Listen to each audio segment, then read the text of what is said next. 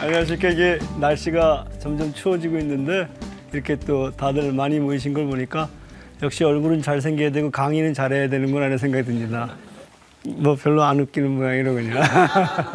자, 이제 제가 크게 세 가지 범주를 가지고 이 인문학 강의를 하고 있는데 첫 번째가 나는 생각하는가. 그래서 이제 저희가 세 강을 했고요. 두 번째는 나는 행복한가. 그래서 지난 시간에 나의 행복한가를 보기 위해서 우리가 살고 있는 사회, 우리가 살고 있는 국가를 봤고요. 오늘은 이제 오늘의 나를 보기에 앞서서 어제의 나, 그러니까 이제 아동이겠죠. 아동 청소년이고, 그 다음에 내일의 나, 노인 얘기들을 다뤄보려고 그래요. 그래서 제가 제목을 어떻게 잡았냐 하면은 회색빛 미래에 저당 잡힌 잃어버린 청춘과 굉장히 슬프죠, 그죠? 회색빛 미래라는 건 뭐예요? 입시라든가 뭐 미래의 어떤 그 취업이라든가 거기에 저당 잡힌 잃어버린 청춘과 늙은 시민의 구슬픈 노래. 그래서 오늘은 제가 이렇게 웃고는 있지만 사실 오늘 좀 슬픈 얘기들, 우리들의 자아상들을 아동과 노인 얘기들을 좀 해보려고 하고요. 그래서 이제 오늘은 이 우리의 그 아동과 노인의 어떤 그 이면들을 이렇게 필해보는 거죠. 벗겨보는. 그래서 필링의 인문학 시간에 어떤 그 시간들 여러분들과 가져보려고 합니다. 자, 그러면은 여러분 먼저 질문해 볼게요. 여러분들은 젊은이라고 생각하세요? 늙은이라고 생각하세요? 젊은이라고 생각하세요? 예. 어떤 분이 젊은이라고 생각하시는지 좀 얘기를 좀 해보실 수 있을까요? 예. 예, 저는 제가 젊은이라고 생각합니다. 혹시 젊은이에 대한 특징을 얘기해 볼 수 있어요? 우선은 혈기왕성하게 사회활동 열심히 하고요. 네. 네. 그리고 뭐 경제활동도 하고 있고 다양한 벗들을 만나고 예, 그 정도. 그럼 뭐 저도 그러니까 굉장히 좀 젊은이 모양이에요. 자, 그러면 혹시 자신을 늙은이라고 생각하시는 분이 계세요? 예, 네. 저는 좀 늙은이라고 생각합니다. 왜 그러세요? 제가 보기엔 전혀 그렇지 않은데.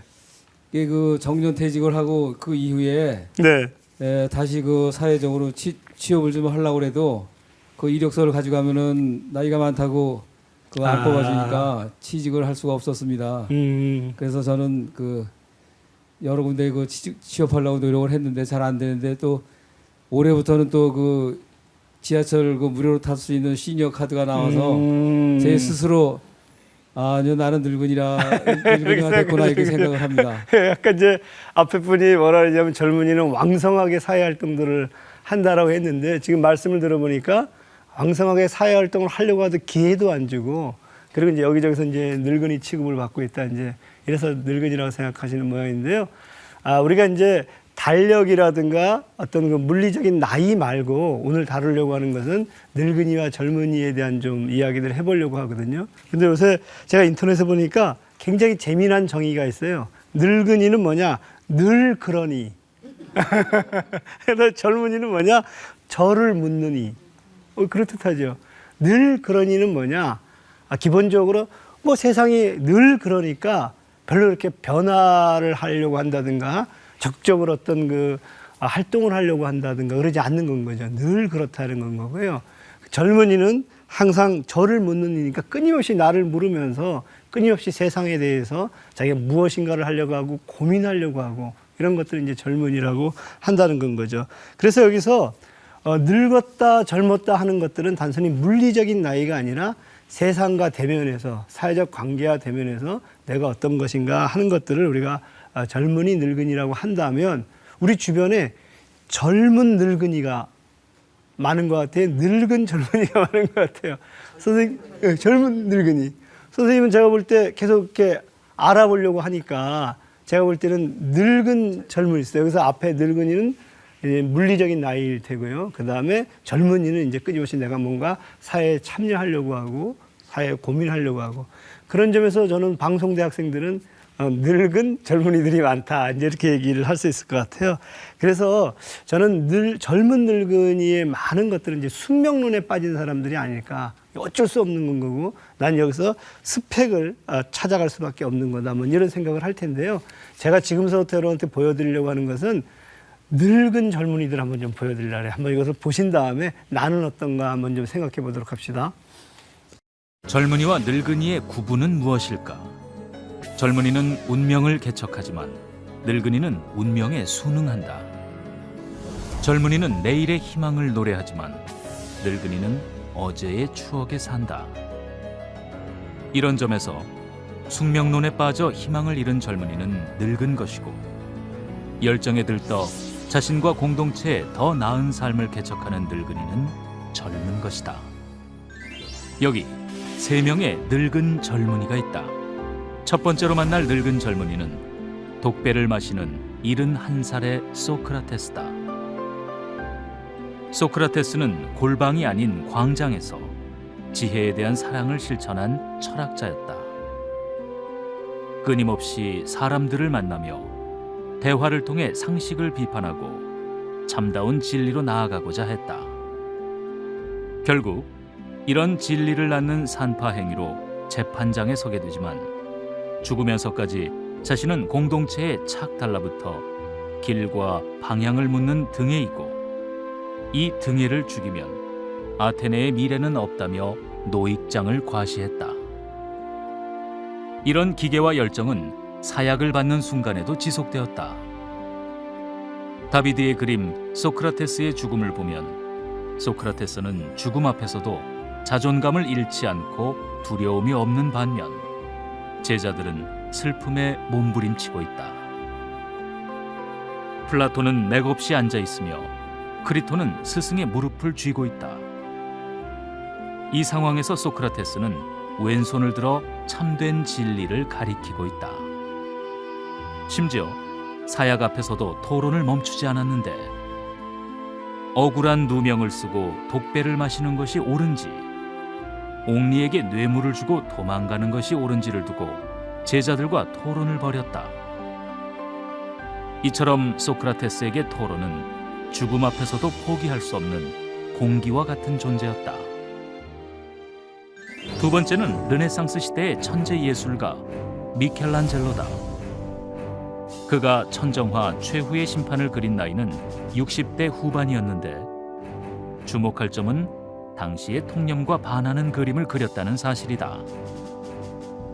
미켈란젤로가 성자와 성녀를 실랏 하나 걸치지 않은 빨간 알몸으로 그리자 당시의 지배층은 불경스럽다며 경악했다. 그리스도도 이전까지의 모습과는 달리 수염이 없는 나체의 예수 모습에 교황의 보좌관이었던 비아조 다 체세나는 신앙에서 벗어난 그림이라고 비판했다. 그러자 미켈란젤로는 그를 지하 세계의 판관인 미노스로 묘사해버렸다. 미노스는 지옥에서 뱀에게 성기를 물리고 있는 벌거숭이 남성이다. 압력을 견디다 못한 바오로 4세는 그림을 바로잡으라는 명령을 내린다. 그러나 미켈란젤로는 시종장의 전원에 눈 한 번 깜빡하지 않고 쏘아붙였다. 교황 성악께 먼저 세상을 바로잡으시라고 전하게. 그러면 그까짓 그림 따위야 저절로 바로잡힐 테니. 최후의 심판은 결국 트리엔트 공의회에서 비속한 부분은 모두 가려져야 한다는 칙령이 반포되어 주요 부분의 덧그림이 그려졌다. 미켈란젤로는 비난과 위험을 감수하면서도 예술의 자유를 주장했다. 마지막으로 소개할 늙은 젊은이는 브라질의 교육활동가 프레이리다. 프레이리는 전 세계에 억압받는 민중들이 사회적, 정치적 자각을 얻을 수 있도록 일생에 걸쳐 문맹 퇴치 교육에 힘썼다. 그 결과 군사 독재 정권을 피해 오랫동안 망명 생활을 해야 했다. 그는 그 과정에서도 더 나은 삶과 변화에 대한 희망을 품고 낙관적으로 세상과 대면했다. 그는 숙명론과 인식론적인 호기심을 늙음과 젊음의 기준으로 제시했다. 세상이 이 모양인 것은 어찌 달라질 방법이 없기 때문이다 라는 말은 혐오스러우리만큼 숙명론적인 주장이다. 그 말은 행복이란 권력을 가진 자들만이 누릴 수 있다를 의미한다. 역사란 확정된 것이 아니라 열린 가능성이라고 단언한다. 내 나이 75이지만 나는 여전히 젊다고 느낀다. 젊음과 늙음을 평가하는 중요한 기준은 호기심을 가지고 적극적으로 지식을 탐구하느냐로 가늠할 수 있다. 우리 때 세상이 더 좋았지라고 말하면서 새로움을 거부하기 시작할 때 우리는 늙어가게 된다. 마지막 순간까지 자유로운 인간과 더 나은 공동체를 갈망했던 소크라테스, 미켈란젤로, 프레이리.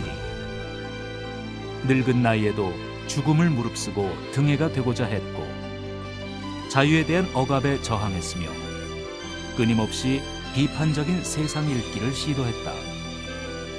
그들은 지금도 희망을 갈구하는 열정적인 젊은이로 우리 곁에 있다.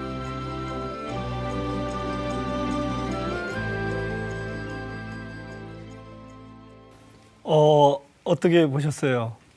우리가 과히 늙은 젊은이라고 할 만하죠, 그죠? 누구죠? 소크라테스, 미켈란젤로, 그 다음에 프레이리. 예. 소크라테스 같은 경우는 끊임없는 등해가 되고자 했고요. 그 다음에 미켈란젤로는 끊임없이 예술의 자유에 대해서 저항을 했고요. 그 다음에 프레이리는 끊임없이 어떤 그 인식론적인 호기심을 가지고 세상을 끊임없이 읽으려고 했던 사람들이다. 그래서 지금 저 양반들이 전부 다 60이 넘었거든요. 그럼 지금 나이로 치게 되면 아마 한 100세 가까이 되지 않았을까? 옛날에는 50대만 되더라도 전부 다 늙은이 취급을 했었으니까 40대만 넘어도. 자, 그런 점에서 우리는 이제 저걸 보고 늙은 젊은이라고 얘기할 수가 있는데 저 기준에 의하면 우리 주변에는 젊은 늙은이가 굉장히 많지 않겠는가, 이제 그런 건 거예요. 왜냐하면은 지금 스펙을 쌓고 끊임없이 현실에 적응하려고 하는 어떤 그 젊은 늙은이들을 만드는 사회가 되니까. 근데 이제 제가 이제 이 즈음에서 무슨 얘기하고 싶냐 하면 우리는 왜 젊은 늙은이가 많을까? 그것은 사랑을 잘못했기 때문이다. 이런 얘기를 하고 싶은 거예요. 그럼 무슨 사랑을 잘못했길래? 그랬을 때 우리가 사랑하는 사람이 딱 한 사람이 있어요. 여인인데 이름이 티나예요. 티나. 굉장히 좀 이쁜 이름이죠, 그죠? 그래서 여러분, 이 티나와의 잘못된 사랑 때문에 우리가 젊은 늙은이가 되는데, 한번 티나를 한번 보여드릴게요. 자, 지금 전 세계가 한 여인을 사랑하는데 그 이름은 티나다. 티나는 지금 보신 것처럼, there is no alternative. 그러니까 거기에 이제 그 알파벳의 첫 자를 따갖고 티나거든요.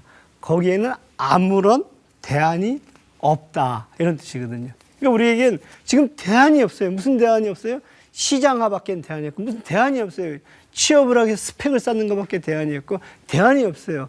스카이대에 가는 것밖에 대안이 없다. 그래서 끊임없이 그 속에서 상상이나 비판이나 이런 것들을 잃어버리고 이제 가는 것들이 우리가 이제 티나인데요. 저 티나에 대한 최초의 얘기를 한 사람은 대처수상이거든요. 대처수상은 더 이상 너희들은 대안이 없으니까 끊임없이 이 현실에 적응하는 것밖에 없다. 이래서 이제 티나라는 여인이 탄생하게 돼요. 그 티나라는 여인이 한 시대를 휩쓸면서 저 티나를 정당하게 해서 프란시스코 후쿠야마 같은 사람이 이렇게 얘기를 해요. 야, 더 이상의 대안은 없으니까 너희들이 역사를 더 이상 새롭게 쓰려고 하지 마라. 역사는 종말을 고했다. 그건 뭐죠? 이념의 역사는 신자유주의 외에는 더 이상의 대안이 없다, 이런 얘기거든요. 그래서 여기서 역사라는 것들은 아까 이념, 철학에 대한 어떤 더 이상의 역사는 없다. 그래서 우리 보통의 경우 보수주의자들은, 그리고 이 젊은 늙은이들은 더 이상의 대안이 없다, 적응밖에 없다, 이런 얘기를 하고, 그래서 이념의 역사, 철학의 역사들은 여기서 종결됐고 우리는 거기에 실용적으로 적응하는 것밖에 없다, 이제 이렇게 우리들이 얘기를 하거든요. 여러분 그 설국열차 생각나세요? 설국열차의 제일 앞에 윌포드는 뭐라 그래요? Keep the position. 그 포지션에 지켜라. 더 이상 뭐를 바꾸려고 하지 말고 포지션 속에서 적응하려고 노력을 해라. 그래서 제가 이제 무슨 말씀을 드리냐 하면은, 자, 우리가 잘못된 사랑 때문에 젊은 늙은이들이 나오고 있는 거 아니냐, 이제 이런 말씀을 좀 드릴 수 있어요. 저건 이제 일종의 그 프레이리가 얘기했던 숙명론인 거죠. 그래서 이제 한 사회가 늙은 젊은이가 맞느냐, 완전 젊은 늙은이가 많으냐에 따라서 그 사회는 어떤 사회인지를 우리가 얘기를 할 텐데 그 사회에 어떤 사람들이 더 많을까 하는 것들은 그 사회의 시스템이라든가 구조하고 깊은 연관들이 있거든요. 그래서 우리가 먼저 오늘 이제 살펴볼 것들은 뭐냐면 아동과 그러니까 아동 청소년이죠. 아동 청소년과 노인을 어떻게 이 사회가 대하느냐에 따라서 그들을 끊임없이 어떤 그 젊은이로 만드느냐 늙은이로 만드느냐에 따라서 그 사회의 문명적 수준이 결정된다. 왜 그러느냐? 아동 노인은 노동력을 상대적으로 상실한 사람들이잖아요. 그 사람들이 얼마만큼 상상을 할 수 있고 얼마만큼 역동적으로 삶을 살 수 있는지를 그 사회가 어떻게 하느냐에 따라 그 사회의 문명적 수준이 결정된다. 저는 이렇게 이제 말씀을 드릴 수가 있을 것 같고요. 그래서 먼저 이제 노인 얘기를 해보면 노인은 여러분들 그 영어 표현에 노인은 세 가지로 표현이 되거든요. 하나는 더 올더는 그냥 우리가 평범하게 얘기하는 보통 이제 중립적인 의미에서의 노인이거든요. 근데 더 엘더리는 뭐 여러 가지 뜻이 있겠지만 제가 해석하기에는 뭐라고 해석하냐면 노친네. 아유 저 노친네 이랬을 때 그 노친네 있잖아요. 막 꼬부랑 깽깽 돼가지고 이렇게 막 진짜 힘없는 이걸 노친네라 더 엘더리라 그래요. 근데 놀라운 단어가 하나 있어요. 이게 뭐냐면 시니어 시티즌 선배 시민. 선배 시민이라는 건 뭐냐면 선배라는 것들은 뭐예요? 그래도 미리에 살아봤고 그래서 그 경험들을 많이 갖고 있고 그래서 지혜를 많이 갖고 있는 사람이거든요. 그러니까 한 사회에 그 사람이 더 엘더리가 되느냐, 노친네가 되느냐, 아니면 선배 시민이 되느냐에 따라서 그 사회의 문명적 수준이 결정이 된다. 저는 이렇게 얘기를 하고 싶거든요. 그래서 먼저 이것이 시니어 시티즌이 되는 것들은 서유를 보면 어떻을 때 시니어 시티즌이 됐었을까 하는 것들은 첫 번째가 뭐냐면은 이 사람들이 적어도 노동력을 상실했기 때문에 노동력을 상실해서 경제적으로 별 문제가 없어야 되거든요. 그런 점에서 우리가 이제 그 사회가 시니어 시티즌이 되려면 경제적인 측면을 그 어떤 그 내가 노동을 하지 않고 노인들이 얼마 정도 보장을 하느냐 하는 것도 이제 그 사회의 수준을 결정하거든요. 그래서 제가 준비한 그래프를 보게 되면 저기 보세요. 한국 같은 경우에는 기본적으로 공공지출의 규모가 지금 몇 프로죠? 8.3%. 저희 2010년도인데 지금 거의 한 9%까지는 쫓아왔어요. 근데 서유럽을 대강 보게 되면 OECD 국가들은 거의 한 25%까지 오거든요. 그런데 더 재미난 것들은 뭐냐면 일반 회계에서 예산에서 노인에 대한 복지가 우리는 3% 정도 가는데 서유럽 몇 프로가요? 거의 한 15% 정도 간다는 건 거예요. 그러니까 사실 이 상황들 속에서 과연 이 말씀드린 대로 우리의 노인들이 기본적으로 어떤 그 상상하고 선배 시민의 역할을 할 수 있겠는가? 우리의 노인들은 대부분 어떤 이미지로 그려져요? 박스 줍는 노인들. 그다음에 돌봄의 대상의 노인들 뭐 이렇게 되는 거니까 그래서 이제 저는 첫 번째 이제 그 문제 제기를 하고 싶고 또 서유럽의 노인들은 굉장히 적극적으로 참여를 하거든요. 정치에 참여는 물론이고 사회생활에 적극적으로 참여를 하는데 제 경험을 얘기하면은 제가 영국에서 유학을 할 때 스코틀랜드라는 북쪽 지역에 있었는데 거기에서 하나의 그 정당의 모임을 매주 참여를 했어요.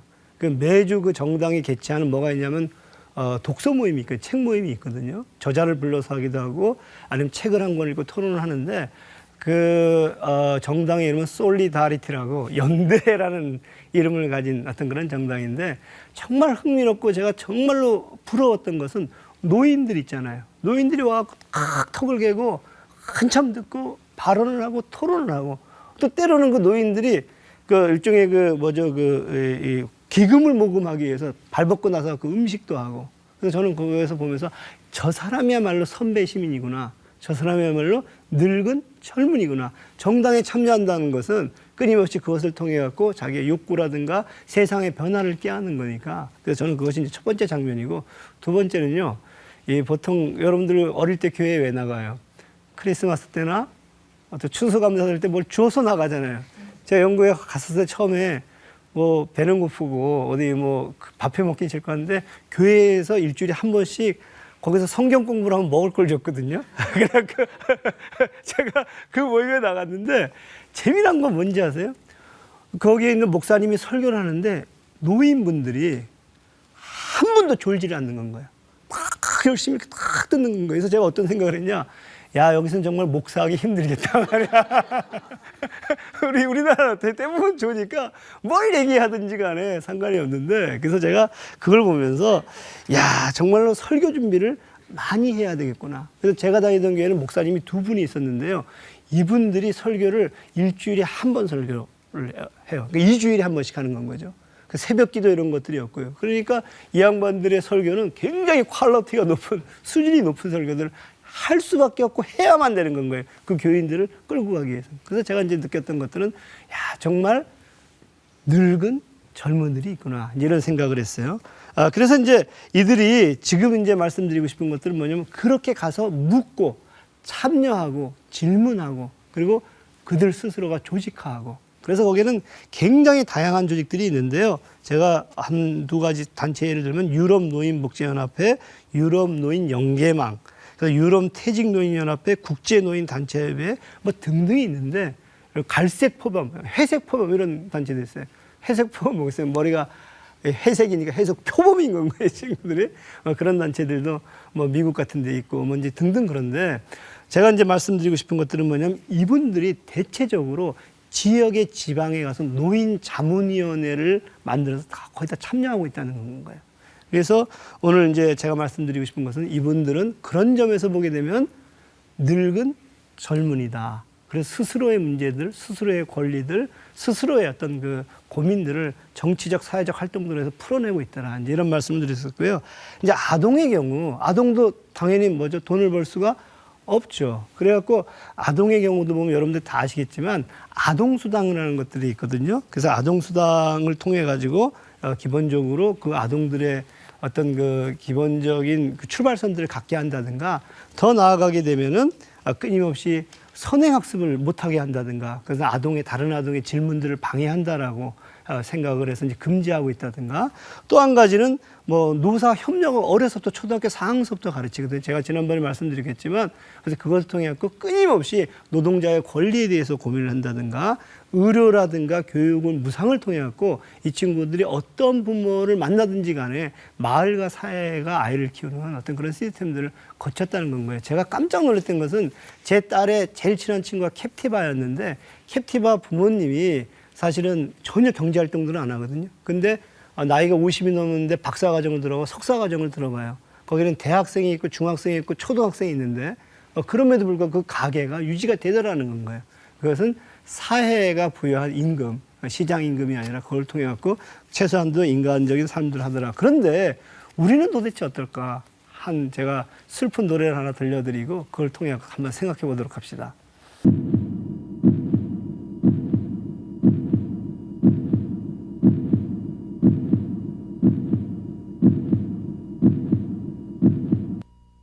모두들 잠든 새벽 3시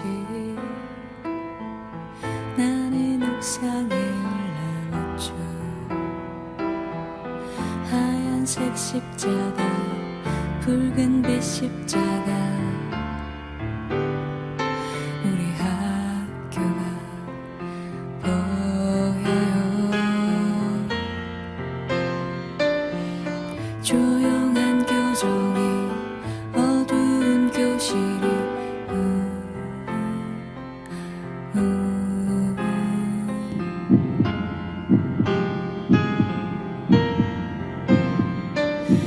엄마 미안해요.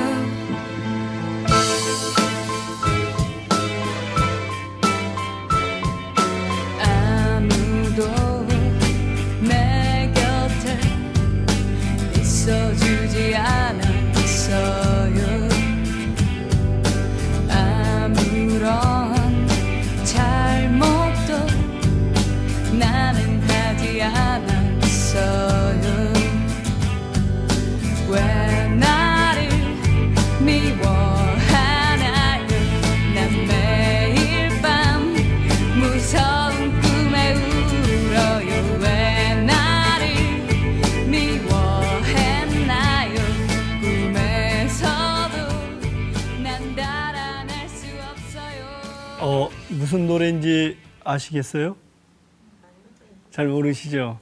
이게 금지곡이었기 때문에 일반인들이 잘 들어보지 못한 노래인데, 자우림 아세요? 자우림이 99년도에 발표했던 낙화라는 노래예요.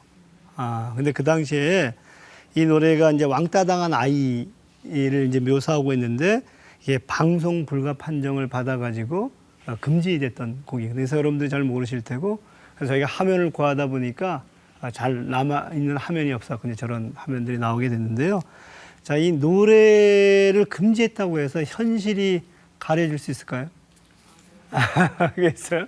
네, 저것이 99년도인데 지금은 오히려 저것이 더 심화되고 있는 것들은 아닌가 하는 것들을 제가 이제 통계로 말씀드릴 수가 있는데요. 우리나라가 OECD 국가에서 자살률 1위라는 것은 이미 익히 알고 계시죠? 자, 보시면 OECD 국가의 자살률 한국을 보세요. 압도적인 1위죠. 28.4명인 건 거고. 근데 OECD 평균을 보게 되면 어떻게 되죠? 거의 2.5배에 달하고 있다. 그런데 10대의 사망의 원인이 뭔지 아세요? 70%가 자살이에요. 70%가 자살이라는 통계들을 우리가 접하게 되면서 상당히 이제 어떤 그 심각한 고민에 빠지는데, 이 자살이 지금 보게 되면 줄어드는 것들이 아니라 2001년도하고 2011년도를 보세요. 57.2%가 증가를 했죠. 그 2001년도, 2011년도 성인들 보세요. 50.5%가 계속 꾸준히 급격하게 증가하고 있다는 것들을 보여주고요. 그럼 그 이유는 뭐냐? 왜 사람들이 이렇게 스스로가 죽어가느냐 하는 것들을 보게 되면, 성인의 경우, 20세 이상의 성인의 경우 보세요. 그 원인이 뭐예요? 경제적인 이유가 많이 타는 거예요. 자, 그 다음에 청소년들은 뭘 것 같아요? 청소년들 한번 보실까요? 청소년들은 성적이라든가 진학인 건 거고요. 가정불화는 아까 말씀드린 대로 20세 이상 또는 30세 이상이 경제적인 이유라는 것을 감안하게 되면 그것은 가족의 영향을 받고 있다. 이렇게 말씀을 드릴 수가 있을 것 같아요. 그렇다면 노인은 어떨 것 같아요? 노인은 청소년, 성인보다 더 급격하게 자살률들이 증가하고 있거든요. 한번 보세요. 10년 새 2배가량이 증가했고 OECD 노인 자살률은 1위다. 그래서 국내 전체 연령의 자살자 수 중에 32명이다. 그 얘기는 뭐냐면 이 노인들의 경우 거의 급격한 속도로 증가할 뿐만 아니라 우리나라 전체 자살자들 중에 차지하는 비중들이 상당히 높다. 이제 이렇게 말씀드릴 수가 있을 것 같아요. 그래서 이제 제가 여러분들에게 말씀드리고 싶은 것들은 뭐냐면, 이 노인 자살에 대해서 상당히 우리가 좀 이렇게 비극적인 이야기들을 많이 듣는데, 그 중에 이제 하나가 뭐냐면 어떤 그 간암 판정을 받은 72살 드신 이제 할아버지가 수술비 부담을 자식들에게 주기 싫다라고 하면서 이제 자살을 하게 되거든요. 그런데 저희 부모님이 이제 호스피스를 하셨어요. 그러니까 암 환자 동에 가서 그들은 이제 임종을 지켜보는 그런 어떤 자원봉사를 하셨는데, 그때 갈 때 두 종류의 환자가 있대요. 첫 번째 종류의 환자는 뭔지 아세요? 빨리 죽어야지 이런 환자가 있고요. 또 한 환자는 어떻게든지 먹고 내가 힘을 내서 살아야지. 차이가 뭘 것 같아요? 차이가 경제적인 차이. 50점이고요. 아주 구체적으로 얘기하면 보험을 들었느냐 안 들었느냐. 보험을 들은 양반들은 어떻게 돼요? 나에게 그것이 경제적으로 계속적으로 나오니까 계속 살려고 하는 건 거고, 보험을 안 들은 사람들은 어떻게 돼요? 자녀라든가 자기 배우자한테 부담이 되니까 빨리 죽어야지. 이런 현상들이 나타나는 거지. 그러다가 누가 죽고 싶겠어요, 그죠? 그러다가 이제 극단적인 형태의 이야기들을 하게 되는데, 그것은 이게 가족의 짐이 되기 싫다는 건데, 사실은 이것이 만약에 의료라든가 이런 것들이 무상인 나라에서는 이런 현상들이 일어날 수가 없는 건 거죠. 그래서 이제 우리가 자살에 대해서 좀 더 자세히 살펴보게 되면, 듀리갱이라는 사람이, 사회학자들 중에 우리가 3명의 아주 중요한 사회학자는 막스, 베버, 듀리갱을 뽑는데 그 중에 이제 듀리갱이라는 사람이 이제 자살에 대해서 얘기를 하거든요. 이렇게 생긴 사람인데, 그 자살론의 책에서 뭐라고 얘기하냐면, 이 자살이라는 것들은 기본적으로 개인적 동기가 아니라 사회와 깊은 연관이 있다. 그래서 사회의 통합도에 따라서 자살을 두 가지 유형으로 나눌 수가 있다. 첫 번째 유형은 뭐냐면 이기적인 자살과 또 하나는 이타적인 자살이다. 이게 이제 사회 통합의 정도에 따라서, 이기적인 자살은 뭐냐면 그 사회에 통합이 잘 되지 못하는 건가요? 예를 들면 입시에 실패했다든가, 아니면은 뭐 예를 들면 정신질환이 걸렸다든가 뭐 이런 식의 그 사회에 통합되지 못했을 때 자살을 하는 건 거고, 이타적인 자살은 어떤 그 사회에 너무나도 통합이 된 건 거예요. 예를 들면 그 가미가제 특공대 있잖아요. 제2차 전쟁 일본인들의. 그다음에 요새는 폭탄 테러 이런 것들이 이제 이타적인 자살인 건 거죠. 뭐 그런 형태의 자살들이 나올 수가 있고, 또 한 가지는 두 번째는 사회적 규제에 따라서 아노미적인 자살. 아노미는 뭐냐면 사회의 도덕이라든가 윤리라든가 변화에 내가 쫓아가지 못해갖고 정신적인 혼란이 오는 건 거예요. 그래서 이제 그런 형태의 자살들이 있을 수가 있고요. 그다음 또 번째는 숙명적 자살이다. 숙명적 자살은 그 사회의 자기 욕망들이 도대체가 실현이 되지 못하는 거예요. 계속적으로 억압당하겠고 실현된 가망이 없었을 때 이제 우리가 자살을 하게 된다는 건 거죠. 예를 뭐 노예제도 같은 경우가 이제 그런 형태이고, 노예들이 끊임없이 거기에 이제 내가 평생 노예로 살 바에 차라리 자살하는 게 낫겠다. 이제 이런 건데요. 우리 한국은 어떤 형태의 자살들이 존재하는 것 같으세요? 예, 이기적인 자살. 아까 사회 통합도에 보면 이기적인 자살이라는 것은 뭐냐면 끊임없이 그 사회에 내가 어떤 그 적응하지 못하는 과정에서 발생하는 건 거고, 그 다음에 사회 규제에 따라 보면은 숙명적인 자살. 그래서 이 둘은 사실은 끊임없이 내통하고 있거든요. 서로 이제 비슷한 어떤 그 원인들을 갖는데, 이런 이유들 때문에 끊임없이 우리는 이제 그런 현상들을 목도하게 되고, 그런 점에서 이제 우리가 사회적으로 보게 되면 우리나라 인구가 이제 고령화 추세는 계속적으로 지속되고 있는데, 결론적으로 노인 부양 인구들은 줄어들고 있거든요. 그래서 이제 굉장히 좀 우스운 또 이렇게 비극적인 사진을 제가 하나 보여드리려고 했는데, 향후에는 이렇게 되지 않을까. 그래서 이게 극단적인 표현일 수 있는데, 저 오른쪽에 지금 경로석이 저렇게 넓어졌고, 그 다음에 우리 아동 청소년들이 저렇게 줄어들 거다. 그래서 우리가 한 2000 몇 년도일까? 2013년도에서 이제 한 23년도 뭐 이렇게 한 10년 뒤에는 노인 부양 인구가 2분의 1이 아닐까. 그 청년 둘이 노인을 한 명을 부양하는 그런 형태가 되지 않을까. 이제 그런 우울한 예측을 하게 되고요. 그런 것들 우리가 이제 입증할 수 있는 것들은 우리는 굉장히 급속도로 전 세계에서 노령화가 진행되고 있는 그런 나라라는 그런 상황이라고 보시면 될 것 같아요. 그래서 이제 이런 상황들 속에서 과거의 나, 그러니까 우리 이제 아동일 때 과거의 나의 모습과 미래의 나는 상당히 장밋빛 미래라고 할 수가 없다. 이렇게 얘기를 드릴 수가 있을 것 같아요. 그래서 이제 이 상황들 속에서 우리 부모들은 아이한테 뭘 계속적으로 시켜요? 생존의 방법들을 가르치려고 끊임없이 노력을 한다는 건 거죠. 그래서 이제 제가 무슨 얘기를 하냐면 애늙은이, 그러니까 젊은 늙은이들이 나올 수밖에 없고, 그 늙은이들은 어떻다? 꿈이 없는 아이들이다라는 것들의 또 다른 편이다라는 이야기를 할 수 있을 것 같아요.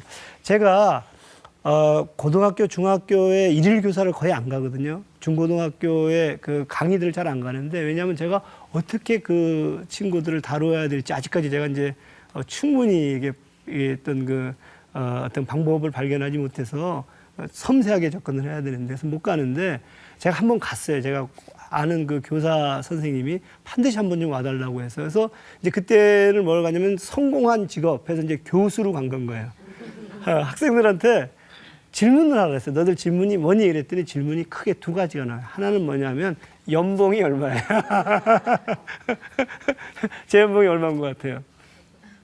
그건 뭐 얘기할 수가 없지. 그 다음에 이제 두 번째가 뭐냐? 어떻게 하면, 어떤 스펙을 쌓으면 교수가 돼요? 학교는 어디를 가야 돼요? 그러니까 아이들이 저한테 묻지 않았던 것은 교수라는 직업을 가지고 할 수 있는 것들이 뭐예요?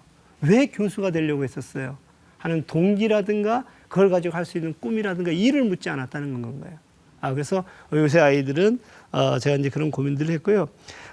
제 딸이 이번에 이제 그 고등학교를 올라가는데, 동료들이, 친구들이 이제 고등학교를 선택을 하는데 부모님들이 이렇게 얘기하는데, 자기 친한 친구들한테 너 현실적으로 봐라.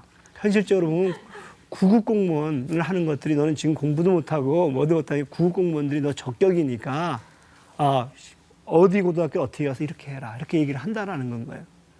그러니까 제 딸이 굉장히 가슴 아파요. 자기 어떻게 이 친구도 꿈이 없으니까 그것을 어떻게 뭐라고 얘기해 줄 수도 없고 그렇다고 부모님에 반하는 얘기를 해줄 수 없어서 굉장히 좀 이렇게 고심하는 것들을 봤는데요. 제가 그래서 최근에 봤던 것들은 뭐냐면 우리 저 초등학교 아이들한테 나를 바꾼 만남은 땡땡땡이다 이렇게 쓰게 했어요. 어떤 모임에서 했더니 거기에 나를 바꾼 만남은 컴퓨터다. 나를 바꾼 만남은 게임이다. 왜 그러냐? 나 혼자서 그것을 할 수가 있으니까. 대화를 안 해도 되니까.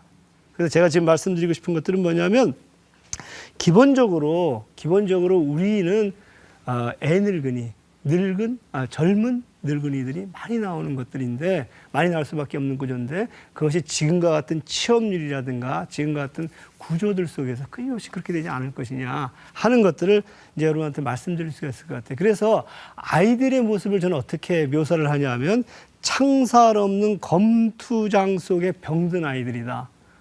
이게 제가 이렇게 표현해도 될지 모르겠는데 대체적으로 이렇게 좀 극단적인 표현을 할 때 때로는 우리가 성찰의 어떤 그 계기들을 삼으니까 제가 다 아이들이 이렇지는 않겠지만 대체적인 현상은 그러지 않겠느냐는 거예요. 여러분 검투사 아시죠? 검투사들이 끊임없이 로마의 원형 경기장에서 죽을 때까지 이제 싸우는 건 거잖아요. 근데 이제 로마 검투사의 일생이라는 책에서 보게 되면 이 29명의 이제 검투사를 이제 내보냈어요. 프랑크족 포로였는데 이 친구들이 어떻게 되냐면 이 검투장에 나가기 전에 한 명씩 서로가 죽여요. 죽이고 맨 마지막 남은 자가 벽에 머리를 찧어가지고 죽는 그런 어떤 기록들이 있거든요. 이 친구들은 뭐냐면 나는 승자도 여기서는 기본적으로 기쁘지 않다는 건 거예요. 그래서 실질적으로 그 싸움에 갖고 승자가 된 사람들이 정신병에 걸리거나 승자가 된 사람들이 목에 스스로 자살하는 경우가 많았다는 건 거예요. 검투장이라는 것들이. 그래서 저는 이것이 이런 검투장과 같은 현상들이 우리 현재의 우리의 모습이 아닐까. 그래서 한번 좀 슬프지만 좀 그림을 한번 그려봤거든요. 한번 보시면 어떠세요? 저게 우리의 지금 현재의 모습들을 패러디를 잘 했는지는 모르겠지만 우리가 너무 과장되게 제가 얘기한 것인지는 모르겠지만 기본적으로 저거로부터 우리가 정말 자유롭다라고 반드시 저것이 아니라고 얘기할 수 있는가? 그러니까 우리가 이제 소위 얘기하는 입시 전에 보통 고3 아이들이 자살하는 경우들이 종종 있거든요. 그러니까 그것의 어떤 결과에 대한 두려움들 그리고 어떤 끊임없는 어떤 압박감들이 이 친구들로 하여금 그렇게 되고 있지 않는가. 그래서 이제 이런 현상들을 보면서 외국의 이제 신문들이 우리한테 이제 뭐라고 보도를 하고 있냐면 한번 보세요. 야, 참 이상한 나라다. 이 나라는 온통 입시를 위해서 어떻다? 모든 항공기들이 멈춰서고 있고, 그다음에 증시가 늦춰지고 있고, 공무원들이 늦게 출근을 하고 있고, 왜 그러느냐 이게 왜 그런 것 같아요? 이게 경력과 결혼까지도 이 사람의 일생을 좌우하기 때문에 한 사회가 만든 놀라운 현상이다. 그래서 이제 CNBC는 뭐라고 얘기했냐면 인생을 바꾸는 대학 입시에 멈춰선 한국. 그러니까 지금 이제 아까 말씀드렸던 검투장 속에 우리가 다 몰아놓고 온통의 부모들과 온통의 사회가 거기에 이제 엄청나게 이제 이 응원들을 하고 있는 건 거죠. 그래서 우리 아이가 이겨라, 우리 아이가 이겨라 이제 이러고 있는데요. 이번에 이제 스웨덴에서 나온 언론이 우리 한국을 이렇게 비판을 했어요. 뭐라고 얘기했냐면 고교생이 주당 60시간씩 공부하고 4시간밖에 못 자는 나라. 그것이 한국이다. 중노동과 맞먹는 고된 학업의 한국을 절대 참조해서는 안 된다. 제가 영국에 있을 때요. 토요일 날 이제 이렇게 딱 학교를 가요. 그럼 딱 하고 있으면 저랑 룸메이트들이 이렇게 얘기를 해요. 너 어디 가냐? 나 학교 공부하러 간다. 그럼 굉장히 의아하게 생각해. 딱 나가다가 이웃집에 이제 아저씨들을 만나잖아요. 아줌마들. 어디 가냐 그래 저한테. 그럼 제가 뭐냐 나 공부하러 간다 그러면 오늘 토요일 아니냐고. 토요일 날은 일을 하러 가냐고. 그러니까 토요일 날 일요일 날 그래서 학교에 딱 가보면 누가만 나와 있어요? 거의 동양 아이들만 나와 있어요. 짤때 이 친구들은 나와 있지를 않아요. 그러니까 이런 어떤 것들이 끊임없는 어떤 우리는 공부도 중노동이고 스트레스고 뭐 이런 상황들 속에서 경쟁이 점차 어떤 우리가 그 이상 증세들, 사회적인 어떤 그런 그 정신병적인 질병들을 만드는 거 아닌가.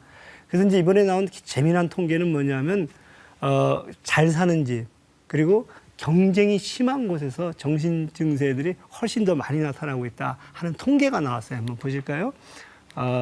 보시면 지금 초등학교 고등학생들의 정신과 진료 현상을 보세요. 어디가 주로 1등이죠? 송파라든가 강남이라든가 뭐 이제 이런 데가 강남에 있는 송파라든가 강남, 서초 이런 데가 상당히 그래서 여기서 보게 되면 기본적으로 학생 100명 가운데 5명꼴로 정신병원을 찾고 있다. 이제 이렇게 보시면 될 것 같아요. 그래서 이런 상황들 속에서 정말로 아이들이 끊임없이 아까 검투장 속에서 도저히 피할 데가 없는 건 거죠. 제가 아는 선배가 미국에서 이제 학위를 하고 와서 대학에 이제 교수가 됐어요. 그래갖고 내 아이는 과외를 가르치지 않겠다. 그래서 이제 아이를 놀리고 자기는 학교를 갔다가 하루 오는데 애가 혼자서 그 놀이터에서 혼자서 이렇게 있는 거예요. 그네를 이렇게 타면 쓸쓸하게. 그래서 야, 너 여기서 왜 그러고 있었더니 친구들이 다 학원 갔다는 건가요? 놀 친구들이 없다는 건가요? 그래서 빨리 너 학원 가라고 그래서 학원을 이제 보내줬다는 거거든요. 제가 이번에 그 어떤 그 입시 설명회를 갔어요. 소위 우리가 얘기하는 이제 특목고 국제고 입시 설명회를 때 이제 한번 쫓아가 본 적이 있는데 그 학교에서 이 학교의 강점을 부모들한테 자랑을 해요. 2가지가 강점이래요. 첫 번째는 뭐냐면 이 학교의 주변에 유흥업소가 없어서 밤 7시만 되면 아이들이 갈 데가 없대요. 그게 첫 번째 장점이 여기서 공부밖에 못한다는 거고, 두 번째 우리 아이들은 너무나도 공부할 게 많아서 복도도 뛰어다닌다는 건 거예요. 그래서 그 강점을 딱 얘기를 하더라고요. 그러니까 부모들은 야 정말 좋은 학교다 이렇게 했는지 모르겠지만 제 입장에서 저 학교는 절대 가면 안 되겠다 이런 생각들을 하게 됐는데 사실은 이제 실질적으로 그런 현상들이 벌어지고 있고 그리고 대체적으로 사교육으로부터 자유로운 학생들이 없을 정도의 통계들이 계속 나타나고 있다는 건 거예요. 그래서 이 상황들 속에서 아이들은 육체적으로 정신적으로 병들고 있는데 더 근본적인 문제는 아노미적인 현상, 그러니까 아까 그 어떤 그 윤리라든가 도덕의 어떤 그 혼란 상태들이 오고 있거든요. 이 아이들이 윤리적으로 도덕적으로도 기존과 다른 생각들을 하게 하고 있는 현상들. 그래서 저희가 이제 그 통계들을 어떤 그 여러분들 소개시켜 드리려고 인터뷰를 한번 했어요. 그 전문가와 함께 한번 좀 여러분 보시고 얘기를 좀 이어가 볼게요. 우리나라가 국제 투명기구에서 부패 지수를 조사했더니 이제 45위. 그래서 어떻게 보면 우리나라의 경제 규모나 위상에 비해서는 굉장히 심각한 상황이죠. 그럼 과연 그럼 우리의 미래인 청소년들은 이러한 차원에서 어떤 윤리와 정직 지수가 어느 정도 되는지 이것을 이제 전국적인 규모로 약 한 2만 1,000명의 학생들에게 문의를 해서 그 청소년들의 윤리와 정직 지수를 조사한 결과입니다. 이번 그 항목에서 특히 주목할 몇 가지가 있는데요. 그 첫 번째는 약 한 10억 정도의 돈을 벌 수 있다 그러면은 1년간 죄를 짓고 감옥에 갈 수 있다. 이런 항목이 있었습니다. 여기에 긍정적으로 응답한 학생들이 초등학생이 약 16%, 중학생이 약 33%, 그리고 고등학생은 무려 47%가 그렇게 하겠다는 겁니다. 그래서 이것은 어떻게 보면은 우리 사회에 만연하고 있는 어떤 매금주의, 그리고 정말 자신의 이익을 위해서는 남까지 해칠 수 있는 그런 어떤 상황까지 되고 있기 때문에 최근에 벌어지고 있는 어떤 그 돈을 위해서 가족까지도 이를 해를 끼치는 이런 어떤 상황과도 관련돼 있다 이렇게 보고 있고요. 그다음에 이제 두 번째로 좀 주목되는 항목은 남이 뭐 아무리 어렵다 하더라도 그와 상관없이 나만 잘 되면 된다. 그래서 어떻게 보면은 자신의 어떤 그 이익만 이렇게 추구하는 그런 어떤 항목에 대해서 초등학생이 약 한 19%, 그리고 이제 중학생이 약 한 27%, 그리고 이제 고등학생이 약 한 36%가 정도가 남이 뭐 아무리 어려워도 내만 잘 살면은 아무 문제 없다 이렇게 생각합니다. 그래서 그만큼 어떤 사회 정의에 대한 부분이나 자신의 어떤 개인의 어떤 이익을 위해서는 타인의 어려움 뭐 이런 것을 배려하지 못하는 그런 사회 인식이 굉장히 학년이 올라갈수록 지금 강화되고 있다. 이런 부분이 볼 수 있고요. 그 세 번째 항목으로는 그 청소년들의 어떤 친구 관계에 관련한 내용인데요. 지금 예를 들어서 항목 중에 친구가 그 참고서를 빌려달라고 했을 때 그 참고서가 있음에도 불구하고 친구에게 이제 빌려주기 싫어서 없다고 한다. 이런 항목에 대한 대답에서 그렇다고 한 학생이 초등학생이 약 26%, 중학생이 42%, 고등학생이 46%가 그렇다고 했습니다. 이것은 어떻게 보면은 특히 중학교 올라가면 중간부터 친구라든지 이런 동료들을 하나의 그 입시 차원에서 어떤 경쟁자로 보고 동료로 보지 않는 이런 어떤 상황이 굉장히 심화되고 있다. 그래서 이런 차원에서는 우리가 앞으로 공동체 사회를 구성해 나갈 때 뭐 친구 간의 어떤 그런 관계나 이런 것들도 굉장히 어떤 개인적인 이익에 오히려 밀리는 그런 현상을 보고 있다고 볼 수 있습니다. 여러분 자녀가 10억이 생기면 나는 감옥에 가도 좋다. 이런 생각을 한다면 어떻게 생각하시겠어요? 남에게 손해를 주더라도 나는 내가 잘 된다면 된다. 이런 것들을 통계적으로 증명이 되고 있는 거예요. 통계적으로. 근데 더 위험한 건 뭐예요? 초등학교, 중학교, 고등학교로 갈수록 어떻게 돼? 이 수치가 계속 높아가고 있다는 거예요. 저는 이것이 더 중요한 문제라고 생각하거든요. 초등학교 때는 그래도 적어도 그런 윤리적인 도덕적인 이런 문제들에 대해서 배우는데 중고등학교로 갈수록 이제 어떤 그 검투 장소에 들어가면 들어갈수록 그런 생각들을 하기가 힘들어지더라. 이제 이런 현상들인 건 거죠. 제가 그런 맥락에서 한 가지 광고를 좀 보여드리면 여러분 아마 이 광고를 보셨을 텐데 보세요. 여기에 우리가 뭐라고 얘기하냐면은 우정 파괴 광고라고 사람들이 얘기하거든요. 한번 말씀드리면 새 학기가 시작돼서 넌 우정이라는 그럴듯한 명분으로 친구들과 어울리는 시간들이 많아질 거야. 근데 어쩌지? 수능 날짜는 뒤로 밀리지가 않아. 벌써부터 흔들리지 마. 친구는 너의 공부를 대신해 주지 않아. 이게 굉장히 유명한 사교육을 담당하고 있는 학원 광고인 거거든요.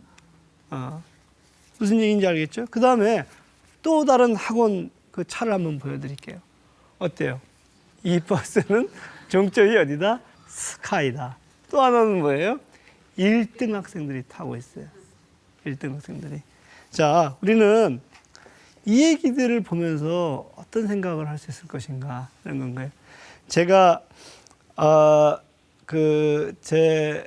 갖고 있는 경험이 이제 가족 얘기니까 딸 얘기니까 제가 영국에 갔었을 때 제 딸이 이제 영어가 잘 안 들렸을 거예요. 처음에 초등학교 2학년 때 갔는데 그래서 이제 이게 그 체육 시간인 건지 수영 시간인지 농구 시간인지 수영 시간인지 안 들리니까 수영복을 입고 이제 간 거예요. 그때 이게 농구 시간인 거라. 그래서 걔가 처음에 적응을 하는데 굉장히 어려웠는데 좀 학교를 다니는데 저한테 이런 얘기를 해요. 아빠, 우리 학교는 나를 환영하는 것 같아. 나는 환영받는 느낌이야. 이런 얘기를 들었거든요. 최근에 제가 아주 가까운 지인한테 들은 얘기는 뭐냐면 초등학교 다니는 아이가 그러더래요. 아빠, 나 학교 안 가면 안 돼? 그렇게 묻더래서 이 고심을 하다가 이 아빠가 이렇게 얘기를 했대요. 야, 이건 의무교육이기 때문에 네가 학교를 안 가게 되면 아빠가 깜빵을 간단다. 그래서 너는 의무교육은 맞춰야 된단다. 이렇게 얘기를 했어요. 그랬더니 아이가 일주일이 지난 다음에 이렇게 얘기를 하더래요. 이불 속에 들어서 아빠한테 아빠, 차라리 아빠가 감옥 가면 안 될까? 이렇게 얘기를 하더라는 거예요. 왜 이런 얘기들을 할까 했었을 때 여러분 여기 학교에 벌점제도 아세요? 그러니까 체벌이 금지가 되니까 학교가 이제 그 아이의 행위 하나하나에서 벌점을 부여하거든요. 제가 어느 학교에 이제 벌점을 가지고 왔는데 벌점 5점.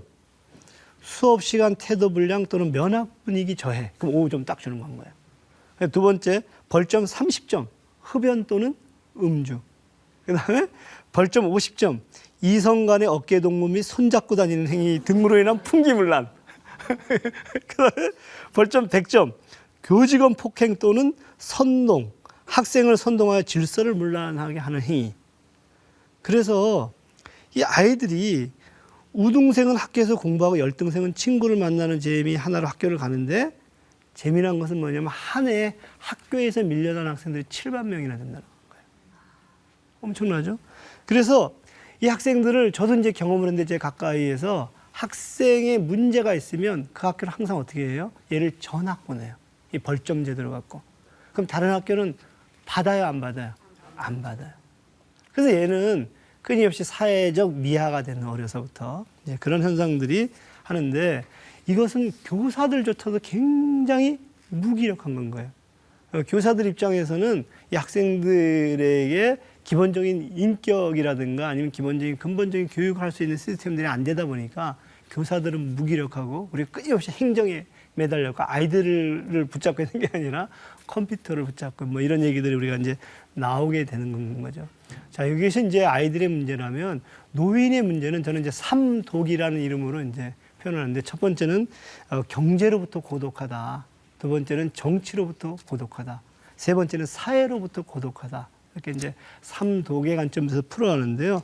아까 말씀드렸지만 이 노인들은 우리 아까 사회 보장 제도들이 돼 있지 않는 상태 속에서 또 우리 아까 말씀드린 대로 어떤 이 사회가 끊임없이 어떤 경제적인 문제로 젊은 층들이 밀려나고 청년층들이 밀려나고 그다음에 어떤 장년층들이 밀려나는 과정들 속에서 노인들은 이제 공중에 떠버린 건 거죠. 그러다 보니까 사회적 짐이라고 자기를 인식하고 있고 사회적 짐이 되기 싫다고 해서 이제 자살을 하게 되는 데인데요.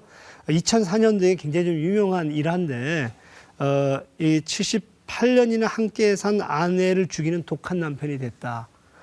살 만큼 살고 둘이서 같이 떠나니 너무 슬퍼하지 마라.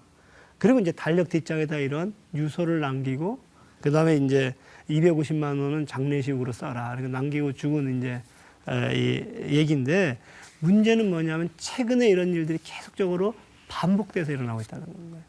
반복되고 있다. 그래서 이제 그런 맥락에서 보게 되면 우리나라의 이제 노인 빈곤율을 보게 되면 보세요. 지금 45.1% 노인 100명이면 45명 정도는 전부 다 노인 빈곤율 속에 있다는 거예요. OECD 국가랑 비교했었을 때 저거는 굉장히 어떤 우리가 이해할 수 없는 우리의 경제력의 규모에 비해서 그리고 지금은 이제 더 큰 문제들은 황혼 격차들이 심화되고 있다는 거예요. 노인 일반이 그런 것들이 아니라 잘 준비된 노인 또는 경제력 있는 노인들은 노후가 굉장히 안락한 반면에 상대적인 빈곤율들이 계속적으로 가고 있다. 이런 얘기인 건 거고요. 그 다음에 이제 이 노인들이 그러다가 보니까 아까 늙은 젊은이가 되려면 사회적인 참여를 해야 되는데 우리는 거의 정치 참여라든가 사회 참여들이 굉장히 제한되어 있다는 건 거예요. 그래서 우리의 이제 참여의 내용들을 보게 되면 보통 종교단체, 그러니까 우리 부모님들이 교회 다니고 절에 다니고 이제 이런 단체에 참여들이 있고요. 사교단체, 저 밑에 내려가게 되면 봉사단체라든가 어떤 정치단체는 거의 참여하고 있지 않는. 그래서 제가 이제 노인단체들이 또는 우리 한국의 노인들이 기본적으로 자기의 권리를 주장하지 못하는 상황들이 우린 저기에서도 보여지기 때문에 어떤 정치적인 권리라든가 사회적인 참여라든가 자기 어떤 끊임없는 어떤 욕구들을 사회적으로 실현하는데 굉장히 소외되고 있다. 이제 우리 이렇게 볼 수가 있어요. 그래서 아까 식으로 얘기하면 더 엘더리들이 많은 건 거고 늙은 젊은이가 아니라 늙은 늙은이들이 많게 되는 그런 현상들이 아닐까 하는 건 거고요. 사회적인 소외는 저러다가 보니까 누구나 다 짐으로 여기는 건 거죠. 가족도 짐으로 여기고 사회도 짐으로 여기고 정치도 짐으로 여기는 거죠. 그래서 어떤 젊은이들이 이런 얘기를 하죠. 빨리 노인네들이 죽어야지 정치가 민주화된다고. 이게 굉장히 슬픈 얘기인 건 거예요. 뒷방 늙은이 처리를 하는.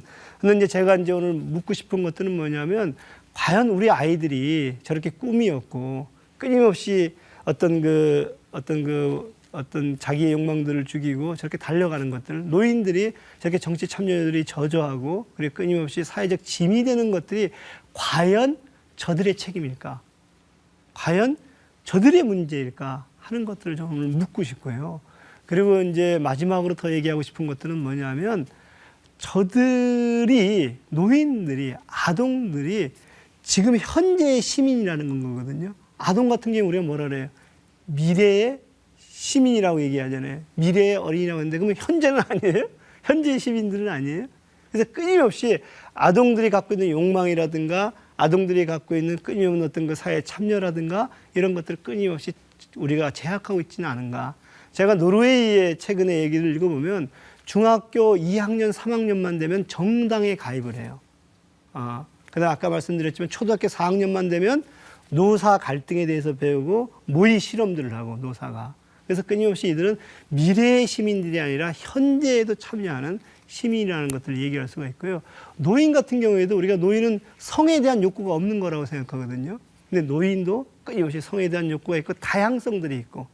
제가 이제 어느 기자가 쓴 글을 읽었는데 그 기자가 아버지가 무슨 뭐 어디 협착증인가 협착증이 걸려셨는데 아버지가 81세예요. 그래서 수술을 받고 싶다는 거예요. 그랬더니 그 형제들하고 그 기자 형제들하고 기자가 아버지 이제 뭘 그러시냐고. 근데 이 아버지가 우겨가지고 이제 수술을 받았는데 지금 90대가 넘었는데 정정하시대요. 그러니까 우리는 너무 빨리 뭐를 하려고 해요? 뒷방 늙은이를 취급하려고 하는 것들은 아닐까 이런 생각들을 하게 되는 건 거죠. 그래서 오늘 과거의 나와 내일의 어떤 그 미래의 나가 여러분들이 한번 성찰을 해보시면서 과연 그것이 과거의 나가 지금의 아이들하고 오히려 더 나빠지면 나빠졌지 좋아지지 않았다. 그래서 미래의 나를 생각해 보면 어쩌면 우리가 이 상태들 속에 있다라면 더 좋아진다라고 얘기할 수가 없지 않을까. 우리 적어도 우리 어릴 때는 다 꿈이 있었잖아요. 저만 하더라도 대통령이었고 의사였고 뭐 등등이었는데 그걸 왜 우리가 된다고 했었어요. 그것은 기본적으로 그것을 통해서 사회 일을 하려고 하는 거였지 직업으로서 그것을 꿈꾸지는 않았거든요. 근데 우리가 왜 갑자기 애늙은이가 됐고 늙은이가 되어 가고 있는가 하는 것들을 여러분들이 깊이 있게 이제 성찰을 해서 그 이면들을 이렇게 필링하는 어떤 그런 시간이 되셨기를 진심으로 바라고요. 오늘 이제 내일은 이제 우리들의 모습, 엄마 아빠의 이야기들을 가지고 여러분들과 찾아뵙도록 하겠습니다. 자, 수고하셨습니다.